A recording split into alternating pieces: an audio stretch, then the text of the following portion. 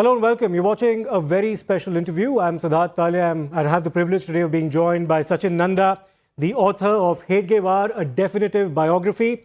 It's a biography of the first Sarsanchalak of the Rashtriya Swayamsevak Sangh. It's the largest volunteer organization in the world, and it's left a lasting imprint on Indian society, Indian culture, Indian politics as well.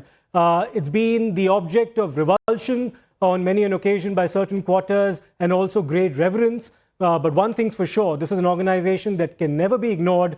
And as the author writes in his book, it's an organization that one is today compelled to engage with because in many ways its own future is tied with the future of Bharat, the future of India. Mr. Nandha, many thanks for first and foremost coming to the Times Now studios here in Noida. Thank you very much for having me. And congratulations on a fascinating work. It's a wonderful biography of the first Sarsanchalak of the Rashtriya Swayamsevak Sangh.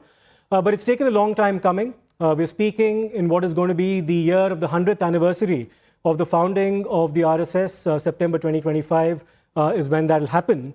But it's taken you 7 years to write this book. Tell us about why it took as long as it did. Well, firstly, thank you for having me. It's a pleasure to be here. I mean, 7 years because, first and foremost, I don't live in India. I was raised in the UK. I live in the UK. And so the first thing was the geographical distance, right? I had to spend a lot of time here in archives. And archives are scattered. You've got, obviously, Nagpur, which is where the RSS archives were kept for a while.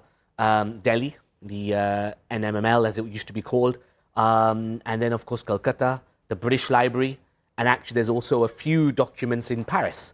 So just to gather all of those documents, to then have those translated, to then have those checked and verified, it took a very long time. And to be fair with you, this book, you know, could have easily taken 10, 12 years.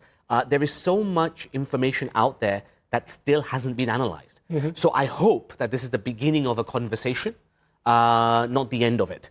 So I think there's still a lot more to discover, actually. Okay. But it took so long because of bringing the authentic source material together to then analyze and create the narrative. Well, let me read an excerpt from what you write in the introduction to your book. You say, indeed, there is something to be said about the fact that Modi and Vajpayee before him were both pracharaks of the RSS before entering politics.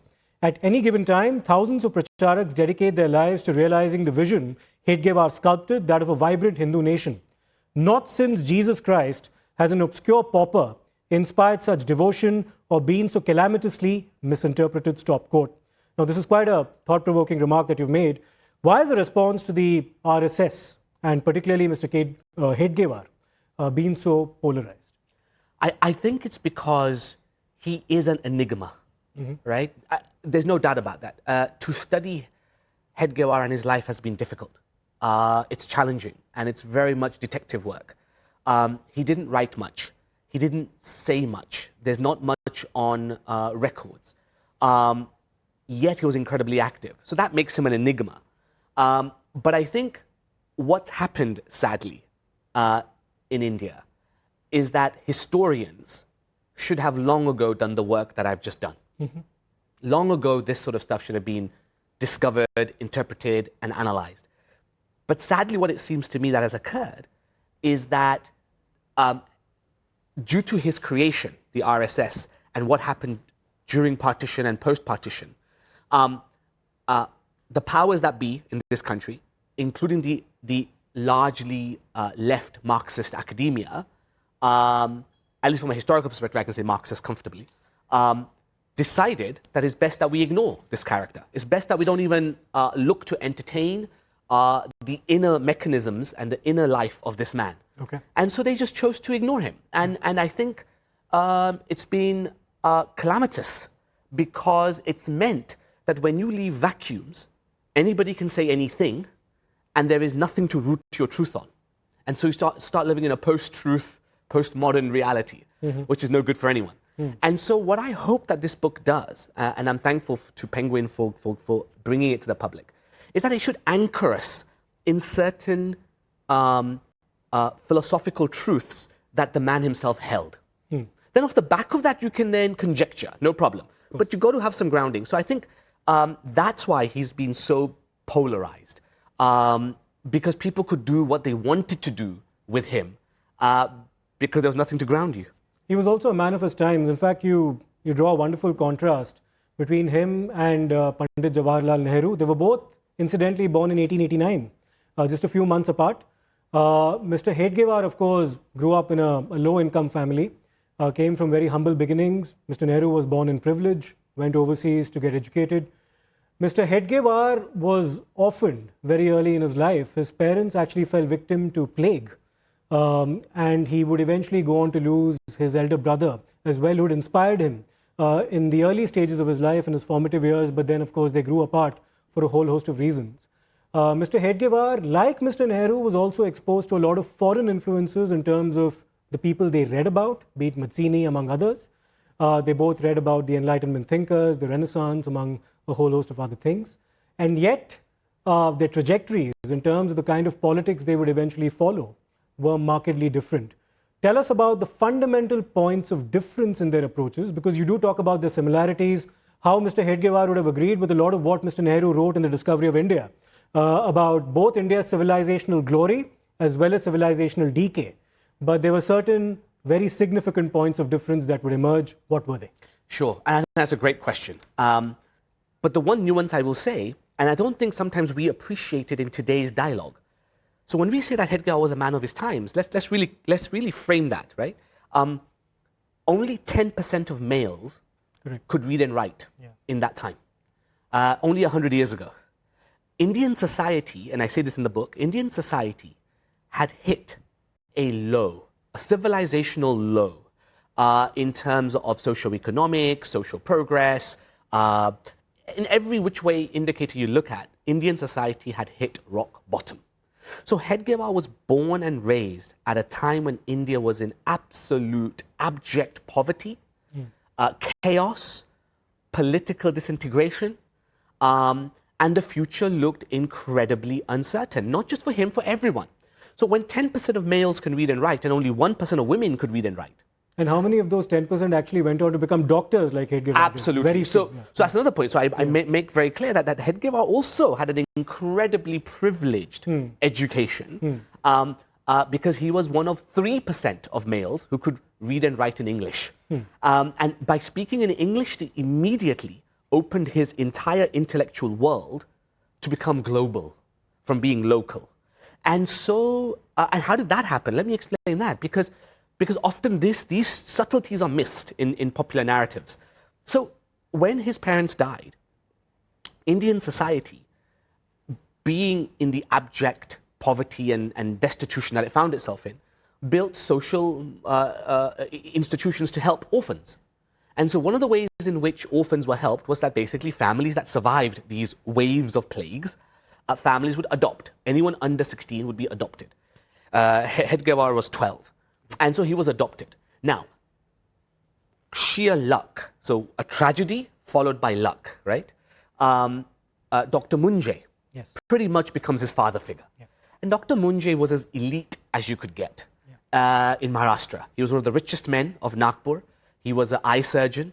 He was an ex-British military officer, fought in the Boer Wars. So he knew exactly what the British were about and how the British bureaucracy and the administration, the army worked. And in many sense, Munjay was a product of English-British education. There's no doubt about that. So now suddenly here is a young boy who has a trauma in his life occur at the age of 12. And then by sheer luck, ends up being adopted by Munjay, who then gives him access to elite India, elite education. And suddenly, Hegdewar gets exposed to the same kind of Western philosophy that maybe Nehru, not maybe, he did read. Suddenly, from 12 onwards, right the way throughout his life, but certainly from 12 to, say, his formative years of 25, he is prolifically reading Western literature. So he reads Nietzsche. Now, Nietzsche, for those of you who know, is not an easy character to read. But if you can get into the mind of Nietzsche, you really are onto something. And Hegdewar not just read Nietzsche, he could critique Nietzsche. He read Greek philosophy. We know this. We know that he was exposed to Mazzini. We know that Also to Marx. And Marx. Yeah. We know that he read Marx thoroughly. Now, that doesn't mean he was a Marxist. No. That doesn't mean he believed everything Mazzini said. Hegdewar, one thing about Hegdewar is that he was highly critical. And because he was highly critical, he was able to form and formulate his own worldview. And so he was building a fusion of, he's looking at the destitution of his own country and his own society. And he looks at the incredible privilege of the British and the innovation and the glory of the British Empire, which he discovers, by the way, when he gets to Kolkata, because that's the first time he really sees the might and the power of the British. And he begins to realize that actually there is something seriously wrong with the Indian society. His critique is not that of the other. He does, obviously, quite clearly, vocally, critiques the British, obviously. But his biggest critique was inwards. It was the Indian society which had become so decrepit through caste, through social immobility, through lack of education, backwardness of women, which was a real sore point for Hegdewar, which again we don't talk about in popular narratives, but he saw the position of women in Indian society at that time, and it was not good by any measure. And so he felt that these things had to be re-engineered, revolutionized. Only then the country would be able to develop. So actually, I think, so that's it. The point you make about what were the key differences between him and Nehru, let me just quickly cover that point, because I think you're right. Nehru, remember, is also a product of his times, in my view. He was not exposed to the ground realities at a young age that Hegdewar was, which is obvious. So what that's done is that's given Nehru an intellectual framework from which to operate. And what he was exposed to was the English society growing up, right? Whereas Hegdewar reaches the same conclusions to the problems, but he sees the ground reality of India, of his society, of Maharashtra, of Nagpur. And then he builds this intellectual framework in the same way. So you see, the source points are very different. That creates different solutions. So for Hegdewar, he was absolutely clear that whatever solution India has post the British has to be authentically Indian. Now, I mean that in the Frommian sense, the Eric Fromm sense, right? Authenticness. The solution has to be authentic because the problem is authentic. The problem cannot be dumped on another force. Therefore, the solution isn't from the outside. So if the problem is within, the solution has to be within. That's a very Frommian sense, and Hegdewar felt that very clearly. Nehru, however, because he didn't have this grounding in grassroots reality, he adopts a Western solution, which is effectively, look, let's let people have their beliefs. He kind of demeans beliefs, right? For Nehru, all beliefs are equally wrong. And he's basically a materialist. He's a socialist, massively influenced by Soviet Russia. We know that from 1927, Nehru was regularly visiting. And so he was adopting this materialist, individualist, industrialist worldview. And he felt that was the solution. And I have a lot of sympathy with Nehru in the sense that he was a product of his time. Many people from his background felt exactly the same as he did. Sure. Hegdewar was unique in that he not only saw the problem, said it has to be authentically Indian and indigenous, but he went and gave a product. He actually went and gave us a practical solution that today we are talking about 100 years later. Which is the Rashtriya Swayamsevak Sangh. Let's in fact bust a few myths that have been propagated over time about Mr. Hegdewar.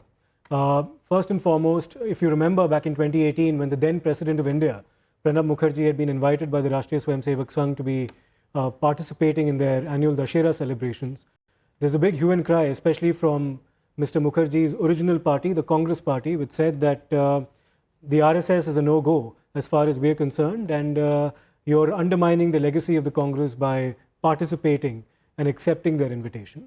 And Mr. Mukherjee on his own, in fact, went to Hedgewar's ancestral home and signed on the diary saying this man is a great son of India. Not many people know that Mr. Hegdewar was a former congressman himself. He associated himself with the Republican wing of the Congress which included Mr. Munje, which included Mr. Bal Gangadhar Tilak.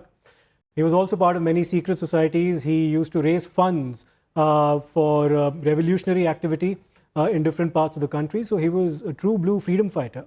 Of course, his priorities began to change over a period of time. But this aspect of his personality and his past is not often dwelt upon by his critics as well. And that's perhaps an injustice to his legacy, is it not? Absolutely. Look, I think Hegdewar's entire life was dedicated to the struggle.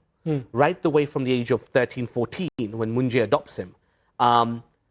He's doing everything from raising money for Tilak's 1 rupee Paisa fund, right the way through to running firearms while studying medicine in the daytime. Then at night time, he's actually, bribing British officers, military officers, collecting guns, and then smuggling those guns across the country. He would also go to jail for participating in the non-cooperation movement. Absolutely, he would go to jail, but also something else we should understand, and we should really appreciate this. Had Hegdewar been arrested in the latter part of the early part of the 1920s or between 1918 and 1920, if he was caught by the British at that time, he would have faced the gallows. Correct. So let's be very clear that this was a man who risked his life, literally, and he lived on the edge of what the struggle demanded of him. So this thing then that, was he really a freedom fighter? Did he really fight for independence? I think it's a tragedy.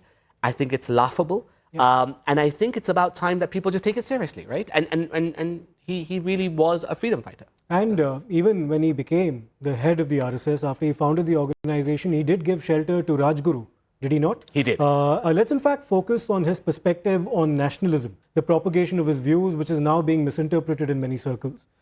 What did nationalism mean for somebody like Mr. Hegdewar? How inclusive was his nationalism? Would Christians and Muslims, members of the Abrahamic faiths, be part of Hindu society as he saw it? Give us a perspective on that, because that's something that's misconstrued today as well. Again, a fantastic question. I think, and Siddhartha, if you will, I just want to give some context to that before I answer it.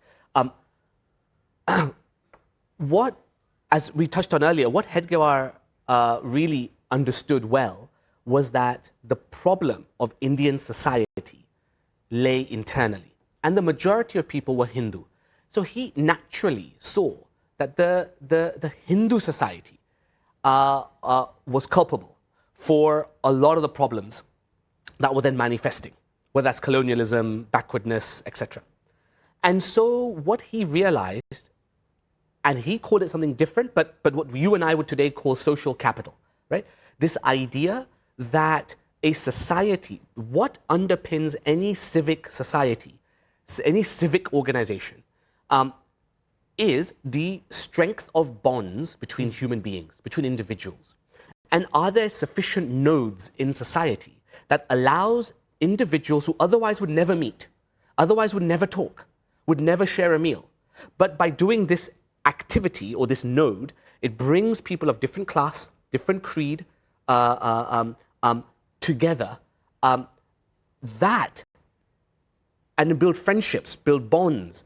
Those bonds create value economically, they build value politically, socially, religiously, philosophically, they create innovation. So what he realized was that Hindu society had lacked social capital. And so he knew that the solution lay in social capital. Now, we talk about nationalism. Hegdewar was very clear, because he'd read Mazzini, he'd read Marx, he was clear that there is cultural nationalism and there is political nationalism. What is the difference? In one line each. Political nationalism is when you believe that the state is a real thing, not the government, the state is a real thing, and in order for you to change society, you have to capture the state, own the state, and then from a top-down perspective, you change society. That's political nationalism. So, BJP, Congress, any political party, these are political nationalists trying to capture the state democratically, right? Cultural nationalism is where you fundamentally believe that the state is actually secondary, is actually imaginary, and what is real is the society. So there is Rajya and Rashtra. Correct. So nationalism from the cultural perspective says that Rashtra is real, Rajya is secondary or artificial. So you have to have a strong, vibrant Rashtra in order for you to then build a Rajya. Political nationalism is the opposite. And so you see, Hegdewar he went on a journey. He was a radical revolutionary who becomes a political nationalist with the Congress, who then discovers that even that's not enough. The problem is much deeper. It's Rashtra. And so then he moves into cultural nationalism. And so Hegdewar and the RSS, his creation, this is a culturally nationalist movement looking to build social capital across India, beyond class, creed, and class. So across religion. And there are two types of social capital, and Hegdewar was clear on both, by the way. So there is what's called bonded social capital, which is where basically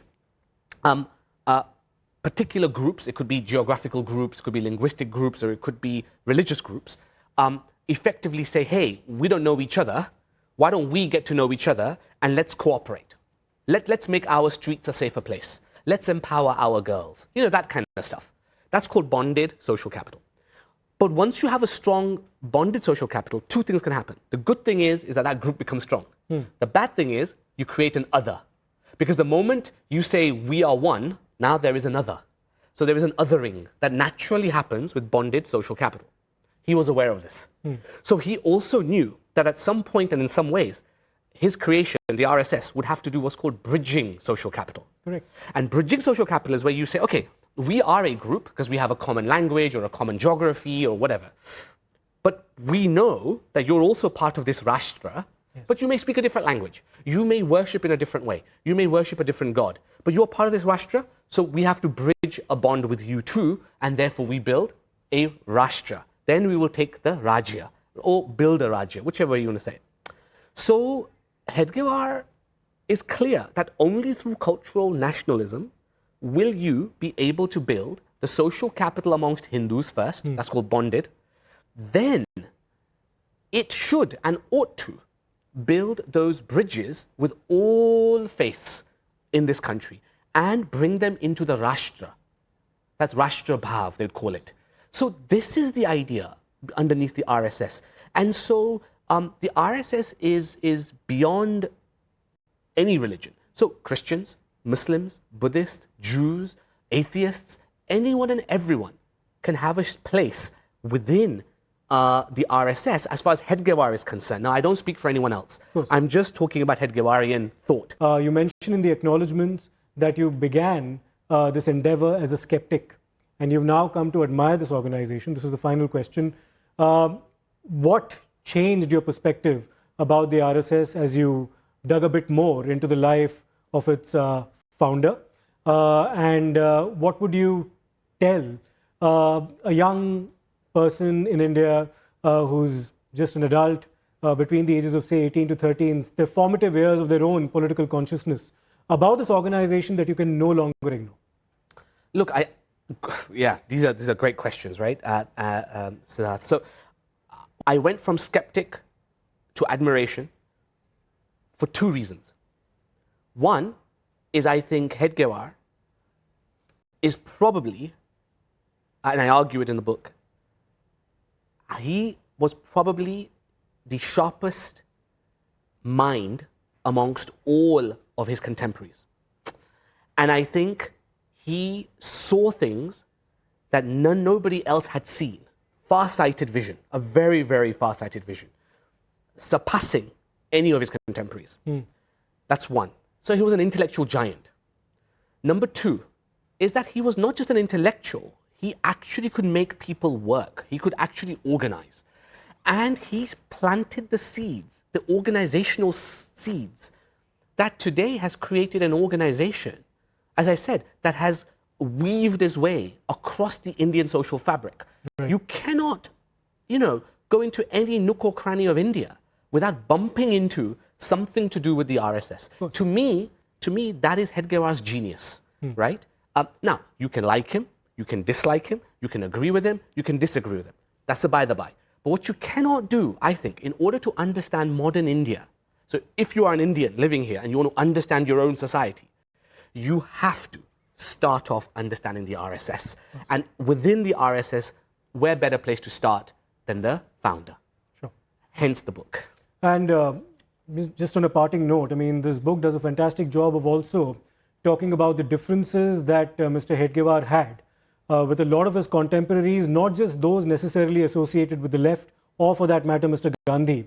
Some of his most significant differences or points of differences were with the likes of Mr. Savarkar, even Mr. Munjay, his mentor, even Bal Gangadhar Tilak over issues such as the Lucknow Pact, among a whole host of other matters. But if we ended up discussing all of that within the space of half an hour in this program, we'd be giving it all away. So I'd actually leave that for our readers to go through. It's an exhaustive work on the founder of the Rashtriya Swayamsevak Sangh, Mr. Keshav Baliram Hegdewar, a fascinating personality in more ways than one. And many congratulations once again, Dr. Nandha, for this work, and wish you all the best with the book and, of course, more such works in the future. Thank you very much. Thank you for having me. Thank you. Thank you very much.